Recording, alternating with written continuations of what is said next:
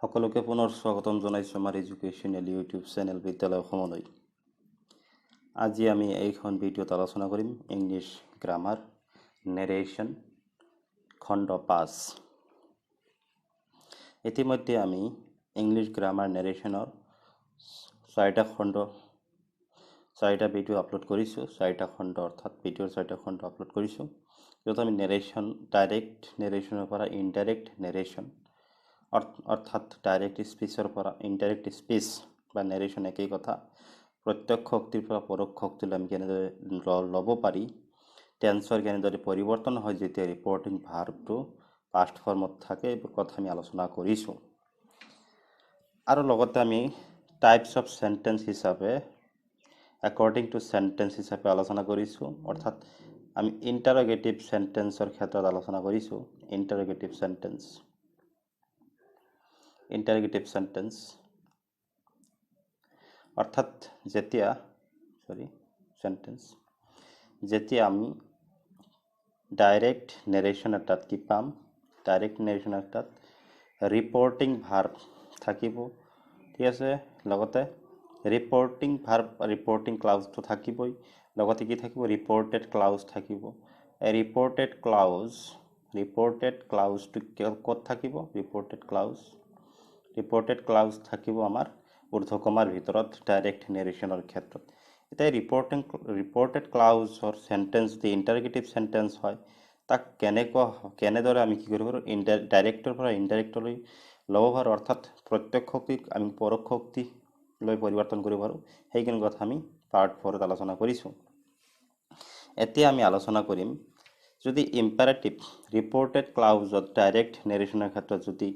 ইম্পেৰাটিভ sentence থাকে, ইম্পেৰাটিভ অৰ্থাৎ আদেশ বা অনুৰোধসূচক বাক্য ইম্পেৰাটিভ চেণ্টেন্স থাকে, এতিয়া ইম্পেৰাটিভ চেণ্টেন্স কি, অপটেটিভ চেণ্টেন্স, এক্সক্লেমেটৰী চেণ্টেন্স, যদি কাৰোবাৰ কনফিউজন আছে তেনেহ'লে টাইপছ অফ চেণ্টেন্স নামৰ ভিডিঅ' আমাৰ চেনেলত আপলোড কৰা আছে, সেইটো তোমালোকে চাব পাৰা। যদি কাৰোবাৰ যদি কনফিউজন আছে, কিবা যদি ডাউট আছে, তেনে ক্ষেত্ৰত ইম্পেৰাটিভ চেণ্টেন্সৰ ক্ষেত্ৰত আমি কেনেদৰে কৰিম, লগতে এক্সক্লেমেটৰী আৰু অপটেটিভ এই খণ্ডৰ ভিডিঅ'টোত কভাৰ কৰিবলৈ যত্ন কৰিম, যদি বেছি দীঘলীয়া নহয় ভিডিঅ'টো। আৰু যদি দীঘলীয়া হয় তেনেহ'লে আৰু এটা খণ্ড হয়তো বনাব লাগিব পাৰে, সেইটো ক'ব নোৱাৰি এতিয়া। এক্সক্লেমেটৰী চেণ্টেন্স আৰু আমাৰ থাকিল অপটেটিভ চেণ্টেন্স। এই তিনি ধৰণৰ বাক্য আমাৰ বাকী ৰৈ গৈছে, অৰ্থাৎ এই তিনি ধৰণৰ বাক্য যদি আমি ৰিপৰ্টেড ক্লাউজত পাওঁ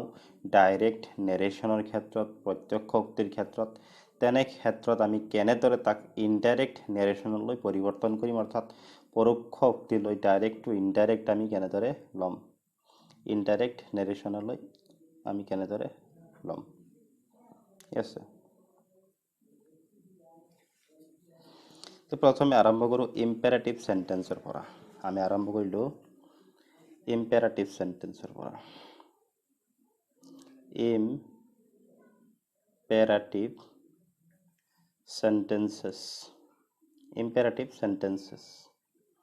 ইম্পেৰাটিভ চেণ্টেন্সক অসমীয়াত কোৱা হয়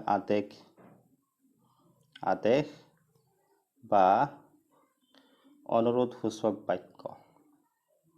আদেশ বা অনুৰোধসূচক বাক্য অৰ্থাৎ যি ধৰণৰ বাক্যত আদেশ কৰা হয় কোনো এটা কাম কৰাৰ কাৰণে, নতুবা অনুৰোধ জনোৱা হয়, তেনেকুৱা ধৰণৰ বাক্যক আমি কওঁ ইম্পেৰাটিভ চেণ্টেন্স। ইংৰাজীত কোৱা ইম্পেৰাটিভ চেণ্টেন্স, অসমীয়াত কোৱা আদেশ বা অনুৰোধসূচক বাক্য। যেনেকুৱা আমি ল'ব পাৰোঁ ডু দ্য ৱৰ্ক, কামটো কৰা।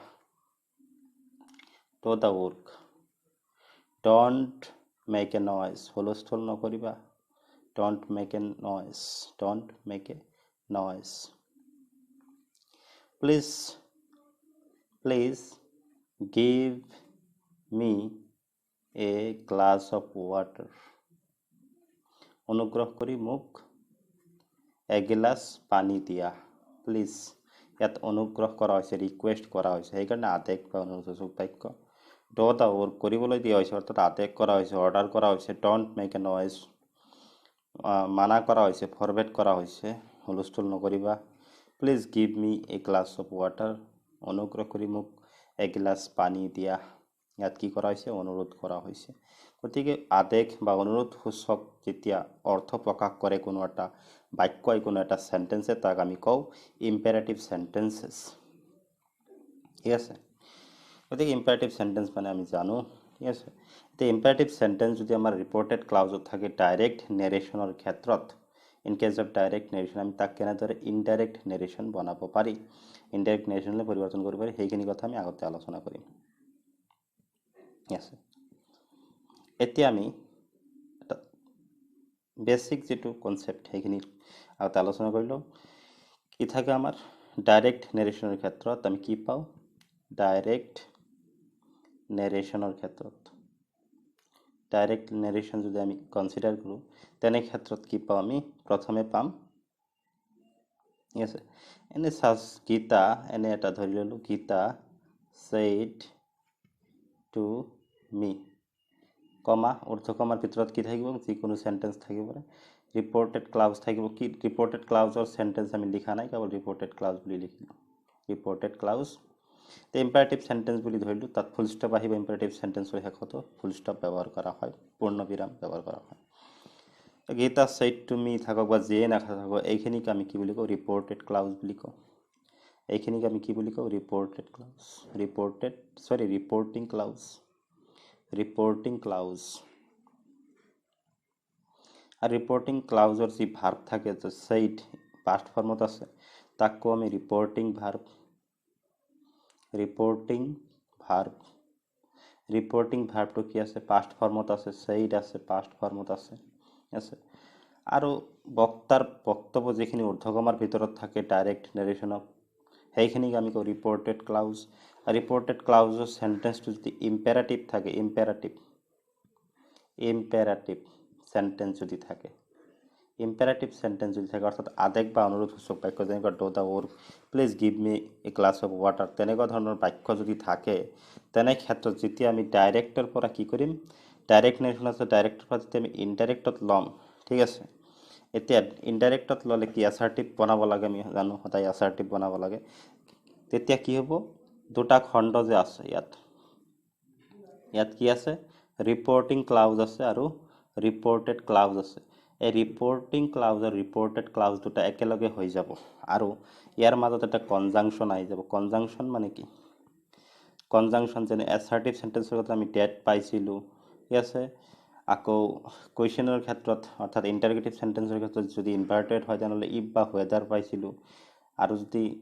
নহয় তেনেহলে তাত কোনো ধৰণৰ কনজাংশন ব্যৱহাৰ নহয় স্পেসিফিক কোৱেশ্চন হোৱাট ৱেৰ হোৱাই থাকিলে ঠিক আছে এইবোৰ হৈছে কনজাংশন অৰ্থাৎ দুটা বাক্যৰ দুটা খণ্ডক বা দুটা বেলেগ বেলেগ বাক্যক একেলগ কৰি এটা বাক্য কৰি দিছে তাক কোৱা হয় কনজাংশন এতে ইম্পাৰেটিভ সেন্টেন্সৰ ক্ষেত্ৰত আমি কি কনজাংশন ব্যৱহাৰ কৰিম তাৰ ক্ষেত্ৰত আমি জানিব লাগিব ইম্পাৰেটিভ সেন্টেন্সটো কি আছে হয় বোধক নে নহয় বোধক এফাৰ্মেটিভ অৰ নেগেটিভ এফাৰ্মেটিভ নে নেগেটিভ অৰ নেগেটিভ হেতু আমি চাব লাগিব ঠিক আছে যদি এফাৰ্মেটিভত থাকে তেনেহলে আমাৰ যেটো কনজাংশন থাকিব যেটো কনজাংশন মাজত আমি ৰাখিম ৰিপৰ্টিং ক্লাউজ আৰু ৰিপৰ্টেড ক্লাউজৰ মাজত যেটো শব্দ ৰাখিম অৰ্থাৎ কনজাংশন যেটো হ'ব কনজাংশন যেটো পাম আমি হেয়া হ'ব টু কনজাংশন ব্যৱহাৰ কৰিম টু আৰু যদি নেগেটিভ হয় affirmative not to and not to negative কাৰণে নট আহিছে নট টু ঠিক আছে এইখিনি হল বেসিক কথা টু আৰু নট টু আমি কনজাংশন ব্যৱহাৰ কৰিম যদি এফাৰ্মেটিভ হয় বোধক বাক্য থাকে তেনেহলে টু আৰু নেগেটিভ থাকিলে তো নট থাকিবই জানা হনা কথা আৰু নট টু আহি যাব ঠিক আছে এইখিনি হল বেসিক কনসেপ্ট আৰু ইয়াৰ পৰিৱৰ্তন হয় টোল্ড said to told নহব এতিয়া যদি অৰ্ডাৰ কৰা থাকে তেনেহলে আমি অৰ্ডাৰড বুলি কম যদি কোনো আদেশ থাকে অৰ্ডাৰড বুলি কম যদি কিবা কৰিবলৈ মানা কৰা আছে তেনেহলে ফৰবেড নতুবা ফৰবেডৰ ঠাইত টোল্ড দিলেও কথা নাই কেতিয়াবা হৈ যাব অসুবিধা নাই টোল্ড দিলেও অসুবিধা নাই বিশেষ যদি কনফিউজন থাকে অৰ্ডাৰড ফৰবেড টোল্ড আৰু যদি অনুৰোধ কৰে প্লিজ থাকে যেনেকুৱা প্লিজ গিভ মি ৱাৰ্ড তেনে ক্ষেত্ৰত আমি ৰিকুৱেষ্ট কৰা অনুৰোধ কৰিছো মানে অনুৰোধ কৰা লিখিব লাগিব অৰ্থাৎ ৰিকুৱেষ্টেড কি হ'ব কাৰণ পাষ্ট ফৰ্মত যদি ৰিপোৰ্টিং ভাৰ্বটো পাষ্ট ফৰ্মত থাকে তেনেহ'লে আমি তাৰ যি নতুন ৰূপ পাম ইনডাইৰেক্টত অৰ্থাৎ অৰ্ডাৰডত হ'ব অৰ্থাৎ পাষ্ট ফৰ্মতে হ'ব লাগিব যিটো ফৰ্মত থাকিব সেইটো ফৰ্মতে থাকিব লাগিব কোনো পৰিৱৰ্তন হ'ব নোৱাৰিব ঠিক আছে গতিকে এতিয়া আমি এক্সাম্পলৰ সহায়ত এইখিনি কথা আলোচনা কৰিবলৈ যত্ন কৰিম উইথ এক্সাম্পল ঠিক আছে এতিয়া আমি এক্সাম্পলৰ সহায়ত কি কৰিম ইম্পাৰেটিভ সেন্টেন্সৰ ক্ষেত্ৰত ডাইৰেক্ট টু ইনডাইৰেক্ট নেৰেশ্যন শিকিম যেনে গীতা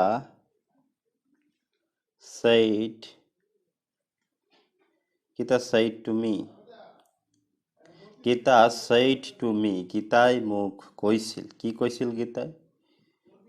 do the sum গীতাই মোক কৈছিল do the sum অংকটো কৰা ডাইৰেক্ট নেৰেশ্যনত আছে কি আছে direct নেৰেশ্যনত Gita said to me গীতাই মোক কৈছিল do the sum অংকটো কৰা ইয়াক যেতিয়া আমি ইনডাইৰেক্টত লম ইনডাইৰেক্ট আদেশ কৰিছে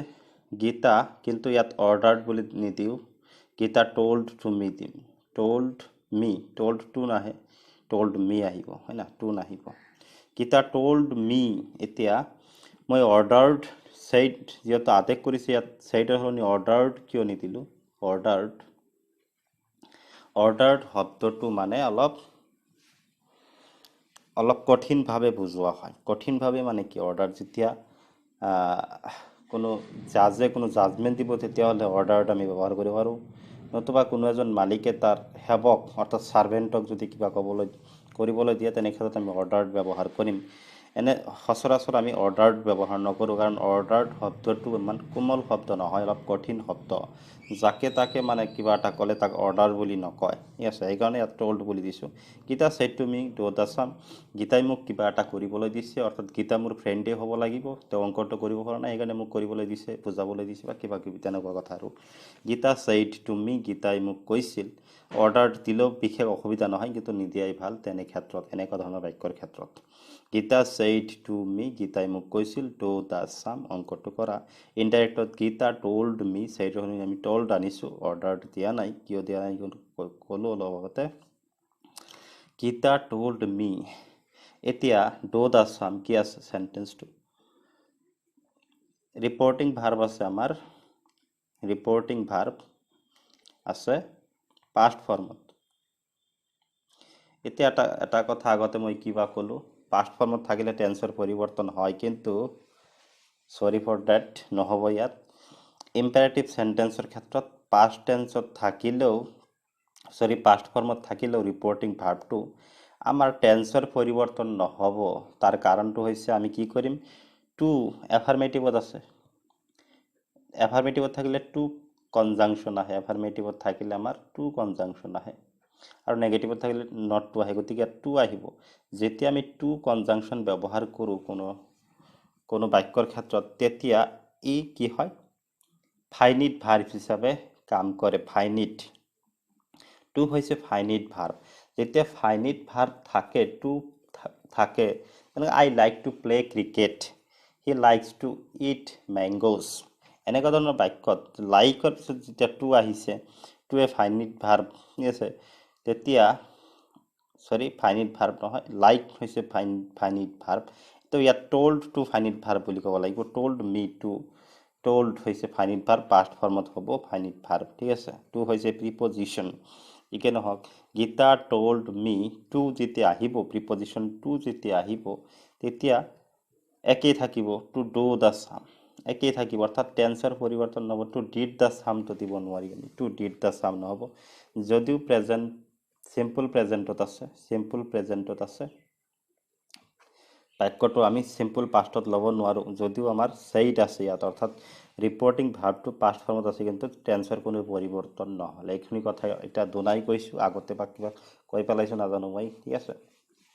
দুনাই কৈছোঁ মনত ৰাখিবা তোমালোকে ভালদৰে ইম্পাৰেটিভ সেন্টেন্সতে টু আৰু নটটো ব্যৱহাৰ কৰাৰ কাৰণে কনজাংশন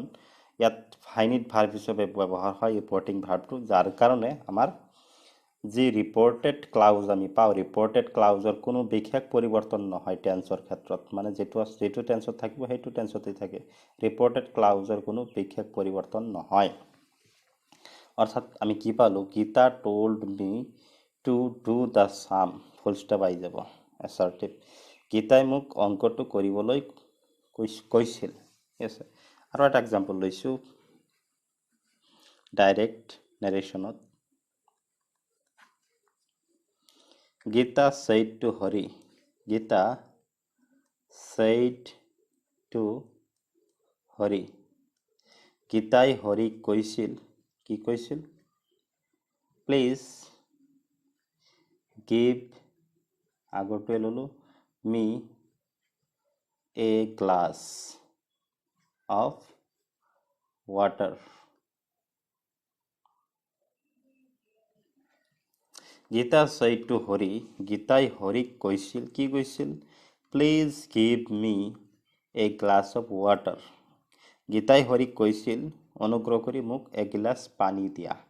গতিকে প্লিজ শব্দটো থকাৰ লগে লগে আমি ৰিকুৱেষ্ট বুলি ক'ব লাগিব, ৰিকুৱেষ্ট কৰা হৈছে, অনুৰোধ কৰা হৈছে। গতিকে ইনডাইৰেক্টত যেতিয়া আমি ল'ম তেতিয়া কি হ'ব, গীতা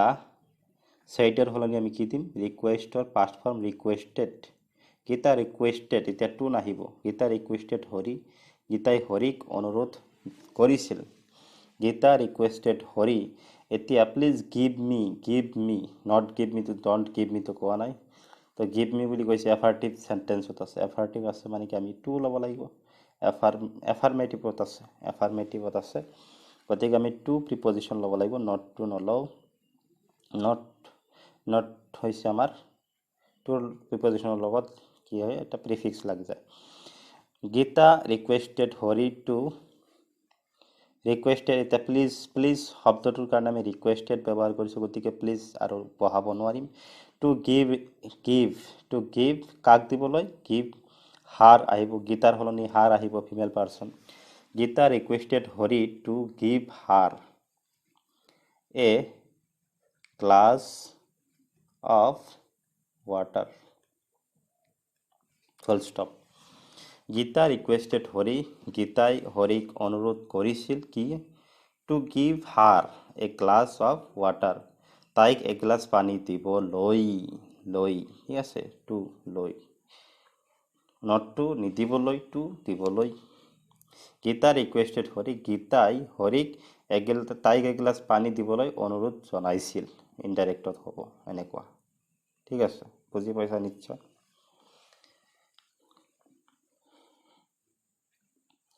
এতিয়া আৰু 2-3টা মান এক্সাম্পল আমি লওঁ ইম্পেৰেটিভ চেণ্টেন্সৰ ক্ষেত্ৰত, তেনেহ'লে ধাৰণাটো স্পষ্ট হ'ব। দ্য মেন, নেক্সট এক্সাম্পল লৈছোঁ, the man said to his servant, সেৱক, কৰ্মচাৰী, বনোৱা, ঠিক আছে। The man said to his servant, do the work in no time, মানে তৎক্ষণাৎ, do the work in no time, full stop, inverted কমাৰ ভিতৰত থাকিব, ঊৰ্ধ্ব কমাৰ ভিতৰত থাকিব, ডাইৰেক্ট নেৰেশ্যন হোৱাৰ কাৰণে, ঠিক আছে। The man said to his servant, মানুহজনে তেওঁৰ সেৱকক কৈছিল, do the work, কামটো কৰা, in no time, do the work in no time, কামটো তৎক্ষণাৎ কৰা। গতিকে আদেশ কৰিছে, ঠিক আছে, ছাৰ্ভেণ্ট হোৱাৰ কাৰণে আদেশ কৰিছে। গতিকে আমি যেতিয়া ডাইৰেক্ট নেৰেশ্যনত আছে, তেতিয়া আমি ইয়াক ইনডাইৰেক্ট নেৰেশ্যনলৈ ল'ম, ইনডাইৰেক্ট নেৰেশ্যন, IN, তেতিয়া কি হ'ব, দ্য মেন, এতিয়া অৰ্ডাৰ আমি ব্যৱহাৰ কৰিম, said আছে, গতিকে অৰ্ডাৰৰ পাষ্ট ফৰ্ম অৰ্ডাৰ্ড আহিব। এইখিনি পাষ্ট ফৰ্মত থাকিলে এইখিনি, অৰ্থাৎ পিছৰ যে আমি saidৰ পৰিৱৰ্তে যি আমি নতুনকৈ ল'ম ৰিপৰ্টিং ভাৰ্বটো ইনডাইৰেক্টৰ ক্ষেত্ৰত, সেইখিনিহে আমি কেৱল পৰিৱৰ্তন কৰিব লাগে, আৰু টেন্সৰ কোনো পৰিৱৰ্তন নহয়, কাৰণ টু আৰু নট টু থকাৰ কাৰণে আগতে মই আলোচনা কৰিলোঁ সেইখিনি। দ্য মেন অৰ্ডাৰ্ড, এতিয়া টু উঠি যাব, অৰ্ডাৰটোৰ দিয়াৰ লগে লগে টু প্ৰিপজিশ্যন উঠি যাব। The man ordered his servant, the man ordered his servant, এতিয়া ডো আহিছে, do the work in no time, affirmative sentence, হয়বোধক বাক্য, গতিকে আমি টু কনজাংশ্যন ল'ব লাগিব, প্ৰিপজিশ্যন টু কনজাংশ্যন হিচাপে কাম কৰিব। ইয়াত টু টু বাকীখিনি একে to do the work in no' time to do the work in no' time to do the work in no time, full stop. The man ordered his servant to do the work in no time. The teacher said to his pupils, শিক্ষকজনে তেওঁ ছাত্ৰ ছাত্ৰীক কৈছিল কি কৈছিল Don't make a noise. Don't make a noise. হুলস্থুল নকৰিবা. Don't make a noise. The teacher said to his pupils, Don't make a noise. শিক্ষকজনে তেওঁৰ ছাত্ৰ ছাত্ৰীক কৈছিল শিষ্যসকলক কৈছিল হুলস্থুল নকৰিবা গণ্ডগোল নকৰিবা বা হাল্লা নকৰিবা ডাইৰেক্টত আছে ইনডাইৰেক্টত যেতিয়া আমি ল'ম ইনডাইৰেক্টত ল'লে কি হ'ব দ্য টিচাৰ এটা আমি ফৰবেড দিব ফৰবেড মানে কোনো কাম কৰিবলৈ মানা কৰা the teacher forbade FRBADE forbade the teacher forbade his pupils এতিয়া ডন্ট আছে অৰ্থাৎ নেগেটিভত আছে গতিকে নট টু নকৰিবলৈ গণ্ডগোল নকৰিবলৈ not to the teacher forbade his pupils not to make একে হ'ব বাকীখিনি কোনো পৰিৱৰ্তন নাই কেৱল টুৰ পিছত একে লিখিব লাগিব আমি বা নট টুৰ পিছত not to make a noise full stop the teacher forbade his pupils not to make a noise নতুবা ফৰবেডৰ হ'লে told দিলেও একো অসুবিধা নাই the teacher told his pupils not to make a noise ঠিক আছে এনেকুৱা ধৰণৰ কথা এতিয়া কেৱল আদেশ অনুৰোধ বা কিবা কৰিবলৈ মানা কৰিলেই যে কি হ'ব ইম্পাৰেটিভ সেন্টেন্স হ'ব তেনেকুৱা নহয় কোনো প্ৰস্তাৱো যদি দিয়া থাকে প্ৰস্তাৱ দিয়া হয় প্ৰপ'জ কৰা হয় তেনে ক্ষেত্ৰতো প্ৰপ'জ আমাৰ কি পৰে প্ৰপ'জাল অৰ্থাৎ প্ৰপ'জাল যদি থাকে বাক্য এটাৰ তেনে ক্ষেত্ৰতো আমি সেই সেন্টেন্সটো কি পাওঁ ইম্পাৰেটিভ সেন্টেন্স পাওঁ গতিকে প্ৰপ'জালৰ দুই এটা আমি এক্সাম্পল ল'ম এতিয়া ইম্পাৰেটিভ সেন্টেন্সত থাকে প্ৰপ'জালৰ দুই এটা এক্সাম্পল লৈ লওঁ তো প্ৰপ'জালৰ যে এক্সাম্পল ল'ব লাগে they said to me ইহঁতে মোক কৈছিল let us play cricket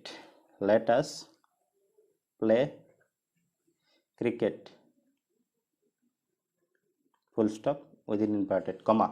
গতিকে ডাইৰেক্ট নেৰেশ্যনত আছে they said to me ইহঁতে মোক কৈছিল কি কৈছিল মোক ইহঁতে let us play cricket বলা আমি ক্ৰিকেট খেলো গতিকে ইহঁতে মোক প্ৰস্তাৱ দিছে যে ক্ৰিকেট খেলিবলৈ প্ৰস্তাৱ দিছে ঠিক আছে গতিকে এই সেন্টেন্সটো ডাইৰেক্টৰ পৰা যেতিয়া ইনডাইৰেক্টত ল'ম তেতিয়া they saidৰ হলনি আমি কি দিম প্ৰপ'জাল আছে let থাকিলে প্ৰপ'জাল আমি গমে পাওঁ লেটেৰে যেতিয়া আৰম্ভ হ'ব লেট শব্দৰে যেতিয়া ৱৰ্ডটোৰে যেতিয়া আৰম্ভ হ'ব বাক্য এটা ইম্পাৰেটিভ সেন্টেন্স তেতিয়াহ'লে প্ৰপ'জাল হয় সেইটো প্ৰস্তাৱ হয় যে প্ৰস্তাৱ থকাৰ কাৰণে কি হ'ব প্ৰস্তাৱ দিছিল অৰ্থাৎ প্ৰপ'জ কৰিছিল মোক প্ৰপ'জড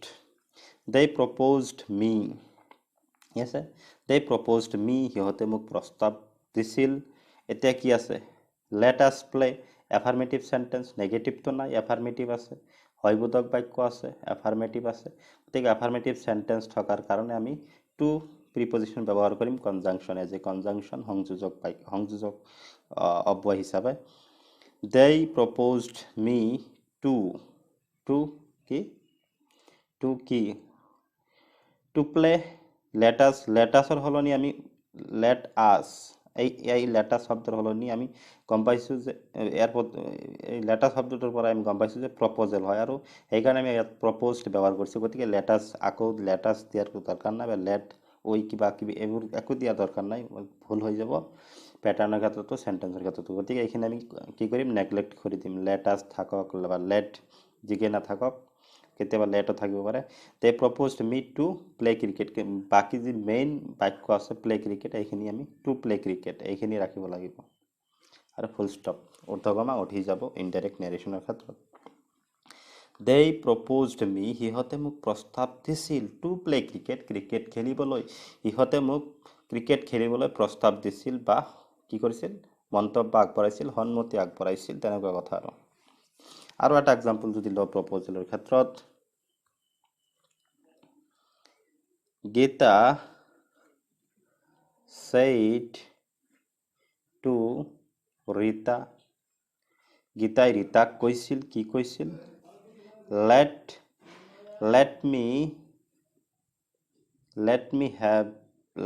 me have a slave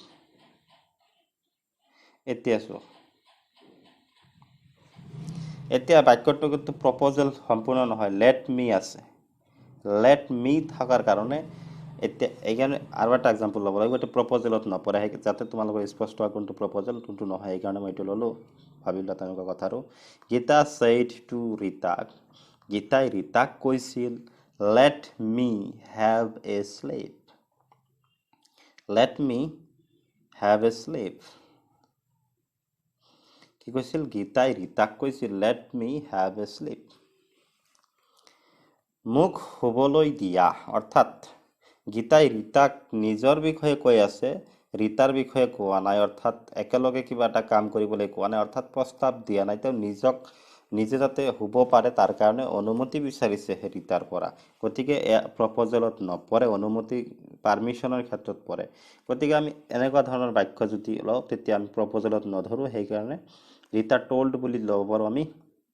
told বুলি ল'ব পাৰোঁ ইয়াত ৰিকুৱেষ্ট দিলেও ভুল হ'ব প্লিজ নাই কাৰণে told বুলি দিলোঁ গীতা told ৰীতা এতিয়া এফাৰ্মেটিভত আছে let me গতিকে to ঠিক আছে to let এতিয়া let to উঠি নাযায় let us নাই let me আছে যেতিয়া let me let him তেনেকুৱা যেতিয়া থাকিব তেতিয়া প্ৰপ'জেল নহয় নিজৰ কাৰণে বা অন্য কাৰোবাৰ কাৰণে অনুমতি বিচৰা হৈছে তেনে ক্ষেত্ৰত let শব্দটো উঠি নাযাব let থাকিয়ে যাব ইনডাইৰেক্ট নেৰেশ্যনত ডাইৰেক্টৰ পৰা যেতিয়া আমি ডাইৰেক্ট নেৰেশ্যনৰ পৰা ইনডাইৰেক্ট নেৰেশ্যন কৰিম তেতিয়া লেটটো থাকি যাব এনেকুৱা ধৰণৰ বাক্যৰ ক্ষেত্ৰত গতিকে Gita told Rita to let ৰীতাৰ সলনি হাৰ আহিব to let her have a sleep বাকিখিনি একে to let her have a sleep full stop Gita told Rita গীতাই ৰীতাক কৈছিল to let her have a sleep let শব্দটো উঠাব নোৱাৰি উঠালে ভুল হ'ব অনুমতি যিহেতু বিচৰা হৈছে আছে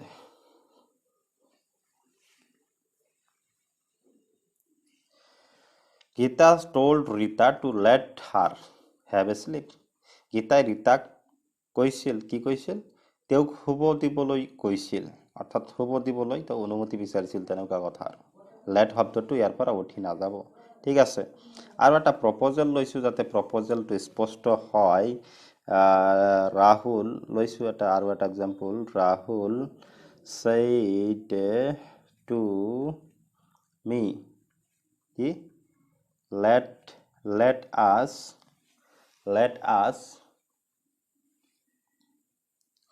let us read a novel একেলগে পঢ়িব অৰ্থাৎ read a novel let us read a novel বলা আমি এখন উপন্যাস পঢ়ো Rahul said to me that let us আছে আমি অৰ্থাৎ আমি দুয়ো মিলি অৰ্থাৎ যেতিয়া যিমান কেইজন থাকিব সকলোকে মানে অন্তৰ্ভুক্ত কৰিব তেতিয়া let us থাকিব let us আছে মানে প্ৰপ'জেল আছে let me let him let her থাকিলে প্ৰপ'জেল নাথাকে আৰু তেনে ক্ষেত্ৰত ইনডাইৰেক্টত let শব্দটো উঠিও নাযায় যেনেকৈ আমি আগৰ এক্সাম্পলটো লৈছোঁ ইয়াত লৈছোঁ ইয়াৰ পৰা আমি গমেই পাই আছোঁ ঠিক আছে গতিকে নেক্সট এক্সাম্পলত ৰাহুল said to me ৰাহুলে মোক কৈছিল let us read a novel বলা আমি এখন উপন্যাস পঢ়ো বলা আছে let us আমি এখন উপন্যাস পঢ়ো গতিকে এনেকুৱা ধৰণৰ সেন্টেন্সক যেতিয়া আমি ডাইৰেক্ট নেৰেশ্যনত আছে ইয়াক যেতিয়া আমি ইনডাইৰেক্টলৈ ল'ম ইনডাইৰেক্ট নেৰেশ্যনত ল'ম তেতিয়া কি হ'ব প্ৰপ'জ আহিব শব্দটো ৰাহুল এতিয়া told নিদিওঁ কি দিওঁ প্ৰপ'জ আছে গতিকে প্ৰপ'জেল আছে প্ৰস্তাৱ আছে গতিকে প্ৰপ'জৰ পাষ্ট ফৰ্ম হ'ব প্ৰপ'জড যিহেতু said আছে said পাষ্ট ফৰ্ম গতিকে প্ৰপ'জড হ'ব ইনডাইৰেক্ট নেৰেশ্যনৰ ক্ষেত্ৰত ৰাহুল প্ৰপ'জড এতিয়া টু নাহে টু উঠি যাব আমি জানো ইনডাইৰেক্টত টু উঠি যায় যেনেকুৱা said সলনি told হ'লে told লগত টু নবহে told me বহে asked হ'লে asked মি হয়, আস্কড টু নহয়, আস্কড মি হয়, ঠিক আছে, ৰিকুৱেষ্টেড মি, গতিকে প্ৰপ'জড মি, ইয়াতো টু নাহিব, আগৰ নিচিনাকৈ ৰাহুল প্ৰপ'জড মি। এতিয়া কি এফাৰ্মেটিভ না নেগেটিভ? এফাৰ্মেটিভ প্ৰস্তাৱবিলাক বিশেষকৈ এফাৰ্মেটিভতে থাকে, নেগেটিভতো প্ৰস্তাৱ নাথাকে মুঠতে, এফাৰ্মেটিভ, গতিকে টু আহিব, two. Rahul proposed me two, বাকীখিনি আগৰ নিচিনাকৈ যেনেকৈ প্লে ক্ৰিকেট আমি এইখিনি লৈছিলোঁ, লেট আছ আমি লোৱা নাছিলোঁ, ইয়াতো লেট আছ আমি নলওঁ, কাৰণ প্ৰপ'জ আছে, গতিকে টু ৰিড, বাকীখিনি একে, to read a novel, full stop, হৈ গ'ল, to read a novel. Rahul proposed me to read a novel, ৰাহুলে মোক এখন উপন্যাস পঢ়িবলৈ কি কৰিছিল? প্ৰস্তাৱ দিছিল, অৰ্থাৎ আমি দুয়ো মিলি এখন যাতে উপন্যাস পঢ়োঁ সেই বুলি ৰাহুলে মোক প্ৰস্তাৱ দিছিল, ঠিক আছে। গতিকে এনেকৈ আমি কি direct narration to indirect narration কৰিব পাৰোঁ, যেতিয়া ৰিপৰ্টেড ক্লাউজৰ যি চেণ্টেন্স আমাৰ ইম্পেৰাটিভ চেণ্টেন্স থাকে, অৰ্থাৎ আদেশ, অনুৰোধ বা প্ৰস্তাৱ থাকিব পাৰে, তেনেকুৱা ধৰণৰ বাক্য যদি থাকে, ইম্পেৰাটিভ চেণ্টেন্স যদি থাকে, তেনেহ'লে আমি কৰিব পাৰোঁ। আৰু এইখিনি যদি ভালদৰে বুজি পাইছে, তেনেহ'লে ইম্পেৰাটিভ চেণ্টেন্সৰ আৰু কোনো কনফিউজন নাথাকে। সৰি, ডাইৰেক্টৰ পৰা ইনডাইৰেক্টত যেতিয়া আমি ল'ম, ইম্পেৰেটিভ চেণ্টেন্স থাকিলে সুবিধা কি? এফাৰ্মেটিভ থাকিলে আমি টু কনজাংশ্যন, নেগেটিভ থাকিলে নট টু দিম, আৰু বাকী যি টেন্সৰ একো পৰিৱৰ্তন নহয়, ৰিপৰ্টিং ভাৰ্ব যদি পাষ্ট ফৰ্মতো থাকে পৰিৱৰ্তন নহয়, কাৰণ তাত যে ৰিপৰ্টিং ভাৰ্ব আমাৰ ফাইনিট ভাৰ্ব হিচাপে কাম কৰে, ঠিক আছে। তেনে ক্ষেত্ৰত টু নট টু থকাৰ পিছৰ যি বাক্যখিনি তাত টেন্সৰ একো পৰিৱৰ্তন নহয়, পৰিৱৰ্তন হ'লে সৰ্বনামৰ পৰিৱৰ্তন হ'ব পাৰে, যেনেকুৱা গীতাৰ ঠাইত হাৰ আহিছে, এইবোৰ পৰিৱৰ্তনটো হ'বই, কিন্তু ইনডাইৰেক্টত পৰি সেইবোৰ পৰিৱৰ্তন হ'বই, কিন্তু টেন্স ফৰ্মৰ একো পৰিৱৰ্তন নহয়, টেন্স একেই থাকিব, ঠিক আছে। কেৱল ঊৰ্ধ্বগমা উঠি যাব, এনেকৈ আমি কৰিব লাগে, ঠিক আছে। যিখিনি পৰিৱৰ্তন হ'ব লাগে সামান্য পৰিৱৰ্তন হয়, যিকি নহওক। এতিয়া আমি সোনকালে এক্সক্লেমেটৰী চেণ্টেন্স আলোচনা কৰিম। অপটেটিভ কিজানি আজিৰ ভিডিঅ'টোত নহ'ব, নহ'লে বেছি দীঘলীয়া হৈ যাব, গতিকে এতিয়া আমি আলোচনা কৰিম এক্সক্লেমেটৰী চেণ্টেন্সৰ ক্ষেত্ৰত নেৰেশ্যন। এক্সক্লেমেটৰী চেণ্টেন্সৰ ক্ষেত্ৰত নেৰেশ্যন, অৰ্থাৎ ডাইৰেক্ট নেৰেশ্যনত যেতিয়া ৰিপৰ্টেড ক্লাউজৰ চেণ্টেন্সটো এক্সক্লেমেটৰী চেণ্টেন্স থাকিব, তেনে ক্ষেত্ৰত আমি নেৰেশ্যনত ডাইৰেক্ট টু ইনডাইৰেক্ট কেনেকৈ কৰিব পাৰোঁ, ঠিক আছে। এতিয়া এক্সক্লেমেটৰী চেণ্টেন্স কোনবোৰ? এক্সক্লেমেটৰী চেণ্টেন্স যাক অসমীয়াত কোৱা হয় ভাৱবোধক বাক্য। এক্সক্লেমেটৰী চেণ্টেন্স মানে ভাৱবোধক বাক্য। যি ধৰণৰ বাক্য বা চেণ্টেন্সে কি কৰে? ভয়, বিস্ময়, আনন্দ, উৎসাহ আদি, এক্সাইটেশ্যন ইত্যাদি প্ৰকাশ কৰে, মনৰ ভাৱ প্ৰকাশ কৰে, তাক কোৱা হয় ভাৱবোধক বাক্য। এক্সক্লেমেশ্যন থাকে, তাত কি থাকে? এক্সক্লেমেশ্যন থাকে, সেইকাৰণে এক্সক্লেমেটৰী কৈছে, এক্সক্লেমেশ্যন, মনৰ ভাৱ থাকে, ঠিক আছে, এক্সক্লেমেশ্যন থাকে। যেনেকুৱা হুৰ্ৰে, হুৰ্ৰে, we have won the game, হুৰ্ৰে, হুৰ্ৰে হৈছে exclamation word, we have won the game, hurrah, আমি খেলত জিকিলোঁ, খেলখন জিকিলোঁ, হুৰ্ৰে, we have, ইয়াত মাৰ্ক অফ এক্সক্লেমেশ্যন থাকে, ফুল ষ্টপ নাথাকে, ভাৱবোধক চিন থাকে, তোমালোকে জানা, মাৰ্ক অফ এক্সক্লেমেশ্যন, দাড়ি দি তাত এটা ফুল ষ্টপৰ নিচিনা, তেনেকুৱা একেবাৰে সম্পূৰ্ণ দাড়ি নহয়, তোমালোকে জানা কেনেকুৱা থাকে, কিন্তু আমি কেৱল দাড়ি এনেকৈ কলমেৰে লিখিতো তেনেকৈ লিখা হয়, ঠিক আছে। Mark of exclamation, hurrah, we have won the game, hurrah, আমি খেলত জিকিলোঁ। এলাছ, I am undone, এলাছ, I am undone, হাই, মোৰ সৰ্বনাশ হ'ল। দুখৰ বাক্য, দুখেৰে প্ৰকাশ কৰিছে, আনন্দৰে প্ৰকাশ কৰিছে, দুখেৰে প্ৰকাশ কৰিছে, alas. Ouch, I have got hurt in my toe, ouch, I have got hurt in my toe, ouch, মই কি ভৰিৰ আঙুলিত দুখ পালোঁ, ঠিক আছে। How beautiful the rose is, how beautiful beautiful the rose is. Surprise থাকিব, এইটো সারপ্রাইজ হৈছে, সারপ্রাইজ অর্থাৎ আশ্চর্য, আশ্চর্য প্রকাশ কৰিলে, মনৰ ভাৱ প্ৰকাশ কৰিলে বিস্ময়, আনন্দ বিস্ময়, দুখ প্ৰকাশ কৰিলে বা আশ্চৰ্য প্ৰকাশ কৰিলে হাউ বিউটিফুল দ্য ৰোজ ইজ, গোলাপপাহ যে কিমান ধুনীয়া, তেনেকুৱা ধৰণৰ আশ্চৰ্য প্ৰকাশ কৰিলে এই বাক্যবোৰক আমি কওঁ এক্সক্লেমেটৰী সেন্টেন্স। এতিয়া নেৰেশ্যনৰ ক্ষেত্ৰত যদি ৰিপৰ্টেড ক্লাউজত এক্সক্লেমেটৰী সেন্টেন্স থাকে, ডাইৰেক্ট নেৰেশ্যনত ৰিপৰ্টেড ক্লাউজ অৰ্থাৎ বক্তাৰ যি মন্তব্য থাকে, ঠিক আছে, তেনে ক্ষেত্ৰত আমি ডাইৰেক্টৰ পৰা ইনডাইৰেক্ট লওঁতে কেনেদৰে ল'ব লাগে আমি এক্সাম্পলৰ সহায়ত ল'ম, ঠিক আছে। এতিয়া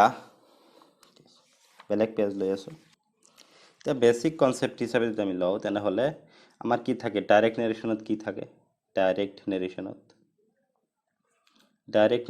ক্ষেত্ৰত যদি আমি লওঁ, তেনেহ'লে ডাইৰেক্ট নেৰেশ্যন কি, দুটা খণ্ড থাকিব। প্ৰথমে কি থাকিব,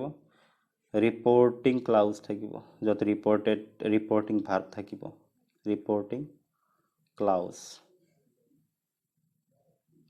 আৰু বাকী ঊৰ্ধ্বকমাৰ ভিতৰত ডাইৰেক্ট নেৰেশ্যন কি থাকিব, ৰিপৰ্টেড ক্লাউজ থাকিব, ৰিপৰ্টেড ক্লাউজ, ঠিক আছে, ৰিপৰ্টেড ক্লাউজ আহিব। এতিয়া আমি কি ইম্পেৰাটিভৰ ক্ষেত্ৰত কি টু পাইছিলোঁ, কিন্তু ইয়াত আকৌ ডেট, যেনেকৈ এছাৰ্টিভ সেন্টেন্সত ডেট ব্যৱহাৰ হয়, ইয়াতো ডেট ব্যৱহাৰ হ'ব। যিটো ইনডাইৰেক্টৰ ক্ষেত্ৰত, যেতিয়া আমি ইনডাইৰেক্টত ল'ম, ইনডাইৰেক্ট নেৰেশ্যনত ল'ম, তেতিয়া ডেট কনজাংশ্যন ব্যৱহাৰ হ'ব। যেতিয়া ডেট ব্যৱহাৰ হৈছে, গতিকে আমাৰ এতিয়া ৰিপৰ্টিং ভাৰ্ব আৰভি যদি পাষ্ট ফৰ্মত থাকে, এতিয়া টেন্সৰ পৰিৱৰ্তন হ'ব। কিন্তু ইয়াত তেনেহ'লে ৰিপৰ্টেড সেন্টেন্স, ৰিপৰ্টেড যি ক্লাউজ থাকিব তাৰ টেন্সৰ পৰিৱৰ্তন হ'ব। এতিয়া যি ডেট আছে, টুতো নাই, ডেট থাকিলে পৰিৱৰ্তন হ'বই, ঠিক আছে। কেৱল ইম্পাৰেটিভত তেনেকুৱা হয়, কিন্তু বাকীবোৰত নহয়। গতিকে ইয়াত ডেট আহিব মানে পৰিৱৰ্তন হ'ব টেন্স হিচাপে, অৰ্থাৎ present simple present becomes simple past, present perfect become past perfect, simple past become past perfect, simple present become simple past, এনেকুৱা আৰু, ঠিক আছে।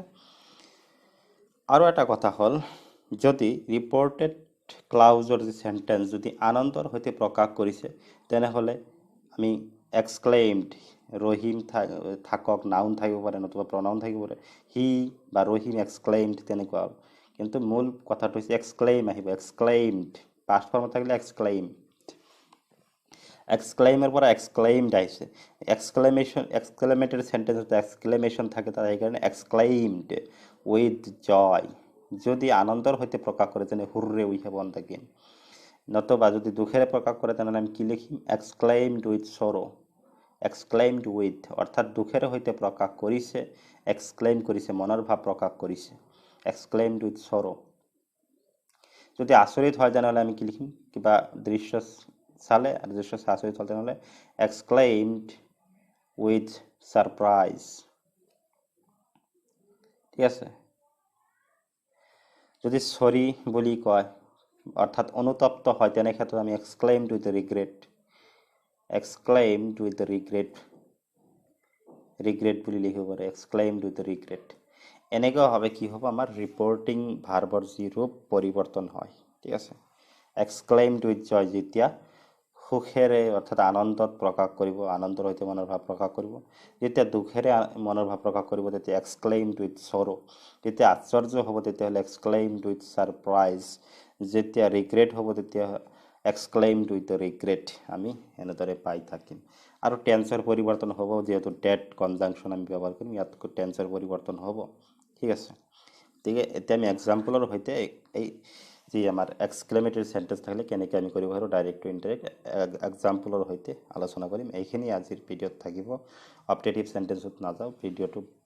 বেছি দীঘলীয়া হৈ যাব নহ'লে। এতিয়া এক্সাম্পল লৈছোঁ, they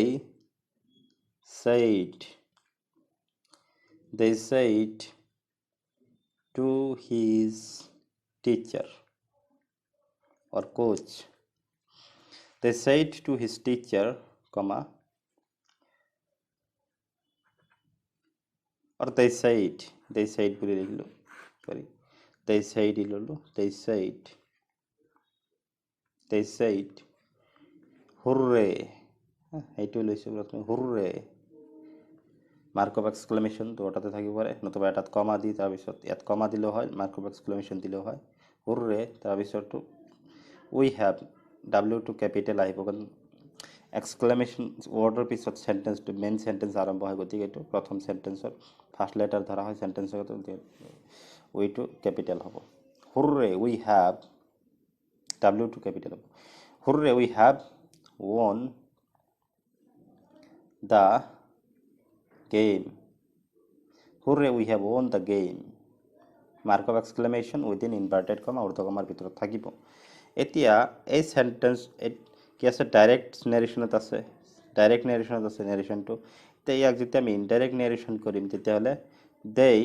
এতিয়া সেইড আছে সেইডৰ সলনি আমি কি দিম হুৰৰে শব্দটোৱে কি বুজাইছে সিহঁতে আনন্দৰ সৈতে মনৰ ভাৱ প্ৰকাশ কৰিছে গতিকে সেইডৰ সলনি আমি ইয়াত কি দিম দে এক্সক্লেইমড সেইডৰ সলনি কি আহিব এক্সক্লেইমড কৰিছে মনৰ ভাৱ প্ৰকাশ কৰিছে এতিয়া কেনেকৈ প্ৰকাশ কৰিছে দুখেৰে নে আনন্দৰে প্ৰকাশ কৰিছে গতিকে এক্সক্লেইমড উইথ জয় যদি দুখেৰে প্ৰকাশ কৰিল হয় তেনেহ'লে আমি এক্সক্লেইমড উইথ সৰ বুলি লিখিলোহেঁতেন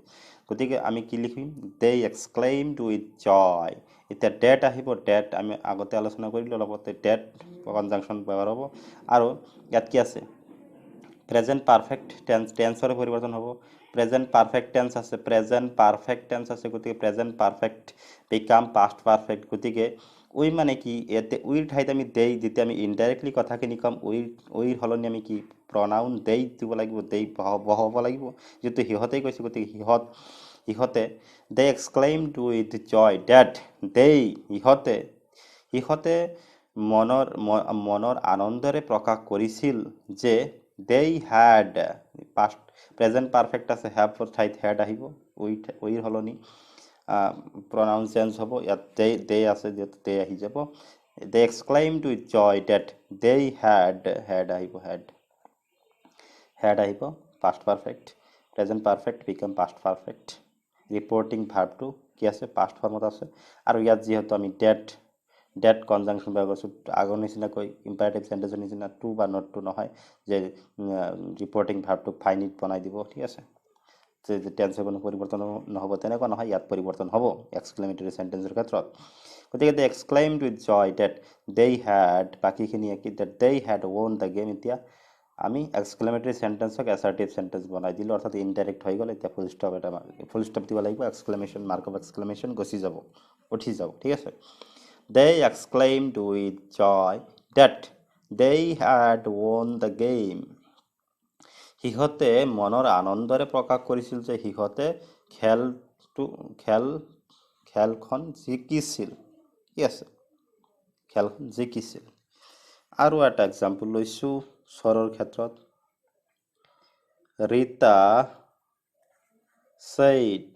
ৰীতাই কৈছিল কমা ঊৰ্ধ্বকমাৰ ভিতৰত Rita said alas mark of exclamation I am undone হাই মোৰ সৰ্বনাশ হ'ল ঊৰ্ধ্বকমাৰ ভিতৰত alas I am undone হাই মোৰ সৰ্বনাশ হ'ল কোনে কৈছিল ৰীতা said ডাইৰেক্ট নেৰেশ্যনত আছে এই ডাইৰেক্ট নেৰেশ্যনক যেতিয়া আমি ইনডাইৰেক্ট নেৰেশ্যন লৈ কি কৰিম কনভাৰ্ট কৰিম ৰীতা সেইডৰ সলনি আমি আগৰ নিচিনাকৈ এক্সক্লেইমড মনৰ ভাৱ প্ৰকাশ কৰিছে এতিয়া এলাছ শব্দটো কি হৈছে হাই আমি কওঁ হাই কি যে হ'ল হাই মোৰ সৰ্বনাশ হ'ল হাই গতিকে চৰণেজ প্ৰকাশ পাইছে দুখ প্ৰকাশ পাইছে গতিকে ৰীতা এক্সক্লেইমড উইথ জয় নাহিব এতিয়া উইথ কি আহিব চৰ মানে দুখেৰে প্ৰকাশ কৰিছে SORROW ৰীতা এক্সক্লেইমড উইথ চৰো এতিয়া ডেট আমি বহাব লাগিব ডেট যেতিয়া আমি দুটা বাক্য একেলগে কৰিব লাগিব Rita exclaimed with sorrow date ৰীতাৰ সলনি আমি কি বহাব লাগিব she pronoun বহাব লাগিব she যাতে ফিমেল পাৰ্চন ৰীতা এইকাৰণে Rita exclaimed with sorrow that she was হ'ব she was present indefinite আছে গতি present indefinite or simple present become simple past ঠিক আছে গতিকে present indefinite present past indefinite হ'ব গতিকে she was হ'ব she is নহ'ব she was undone that she was undone full stop আহিব এতিয়া মাৰ্ক অফ এক্সক্লেমেশ্যন গুচি যাব যিহেতু আমি এছাৰ্টিভ চেণ্টেঞ্চ পাওঁ সদায় ইনডাইৰেক্টত ডাইৰেক্টত যি চেণ্টেঞ্চে নাথাকক ইনডাইৰেক্টত সদায় এছাৰ্টিভ চেণ্টেঞ্চে বনাব লাগে অৰ্থাৎ বৰ্ণনা সূচক বাক্য বনাব লাগে যিহেতু ইনডাইৰেক্ট মানে কি বক্তাৰ কথাখিনি বৰ্ণনা কৰা আনৰ ওচৰত বৰ্ণনা কৰাই হৈছে ইনডাইৰেক্ট গতিকে এছাৰ্টিভ চেণ্টেঞ্চে হ'ব সদায় বা directive sentence directive assertive sentence হ'ব Rita exclaimed with sorrow' that she was undone হ'ল এইখিনি হৈ গ'ল ঠিক আছে আৰু 2-3টামান এক্সাম্পল লৈছোঁ নেক্সট পেজত next example Mohan said to me you see I am very sorry for my mistake I am very sorry for my mistake yes I am very sorry I am very sorry for my mistake exclamation হিসাবে কৈছে I am very sorry for my mistake Mohan said to me মোহনে মোক কৈছিল I am very sorry for my mistake মই মোৰ ভুলৰ কাৰণে দুখিত বহুতেই দুখিত ঠিক আছে ইয়াক যেতিয়া আমি ইনডাইৰেক্টত লম মোহন কি আহিব তে saidৰ হলনি কি দিব লাগিব exclaimed অনুতপ্ত হলে তেনে কি ৰিগ্ৰেট কৰা হ'ব regret Mohan exclaimed with regret আহিব এতিয়া exclaimed with regret কি that মোহনৰ ঠাইত আমি কি I am আছে he আহিব he তে I am আছে said আছে ৰিপৰ্টিং ভাৰ্ব টু পাষ্ট ফৰ্মত আছে গতিকে টেন্সৰ পৰিৱৰ্তন হ'ব যেহেতু that আহিছে ইয়াত ঠিক আছে কনজাংশন হিচাপে that আহিছে যে that he was very একে হ'ব বাকিখিনি that he was আহিব he is নাহে was আহিব present indefinite becomes past indefinite সেইকাৰণে he was that he was very sorry for his mistake এতিয়া মাৰ্ক অফ এক্সক্লেমেশ্যন গুচি ফুল ষ্টপ আহি যাব নেক্সট এক্সাম্পল লৈছোঁ ৰীতা said ৰীতাই কৈছিল সেই আগৰ এক্সাম্পলটো লৈছোঁ how beautiful the rose is within inverted comma mark of exclamation ইয়াত আহিব ভাৱবোধক চিহ্ন আহিব ইয়াত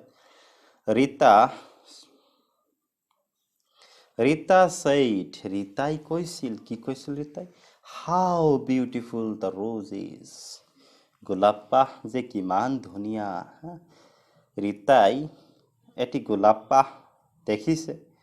আৰু তাৰ যি গোলাপপাহৰ যি সৌন্দৰ্য দ্বাৰা মোহিত হৈছে ৰীতাই মোহিত হোৱাৰ ফলতে তাই প্ৰকাশ কৰিছে মনৰ ভাৱ প্ৰকাশ কৰিছে তাই কৈছিল কি কৈছিল how beautiful the rose is গোলাপপাহ যে কিমান ধুনীয়া ই আছে ডাইৰেক্ট নেৰেশ্যনত আছে অৰ্থাৎ ৰীতাৰ কথাখিনি হুবহু ইয়াত তুলি দিয়া আছে ৰিপৰ্টেড ক্লাউজত ইয়াক যেতিয়া আমি ইনডাইৰেক্ট নেৰেশ্যনত ল'ম তেনেহ'লে কি আহিব ৰীতা said আছে ৰিপৰ্টিং ভাৰ্বটো পাষ্ট ফৰ্মত আছে গতিকে আমাৰ টেন্সৰ পৰিৱৰ্তন হ'ব ঠিক আছে ৰীতা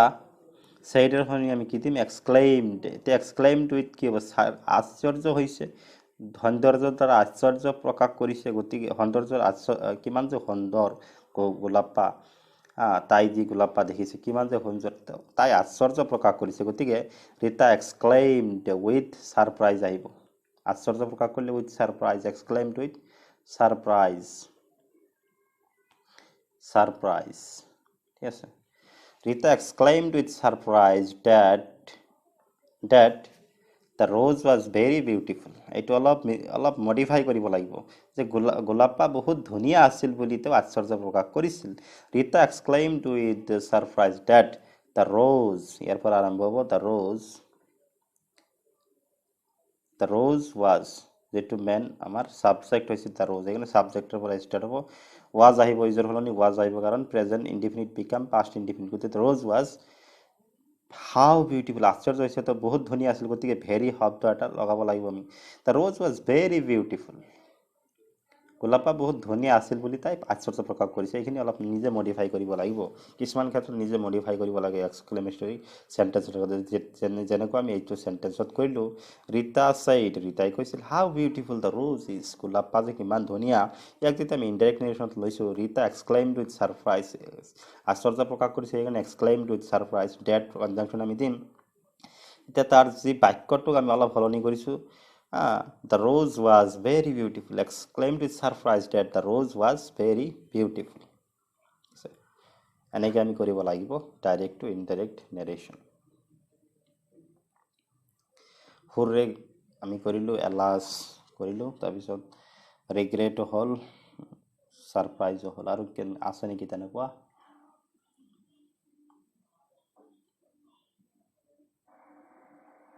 যিকি নহওক এইখিনি হ'ব আৰু নালাগে ইমান পৰীক্ষাত ইমান নাহেও তো এটা আহিব পাৰে এক্সক্লেমেটৰী সেন্টেন্সৰ লগত জড়িত নেৰেশ্যন ঠিক আছে যিকি নহওক যেতিয়া আমি এক্সক্লেমেটৰী সেন্টেন্স ঠিক আছে এক্সক্লেমেটৰী সেন্টেন্স যেতিয়া আমি পাম ৰিপৰ্টেড ক্লাউজত ডাইৰেক্ট নেৰেশ্যনত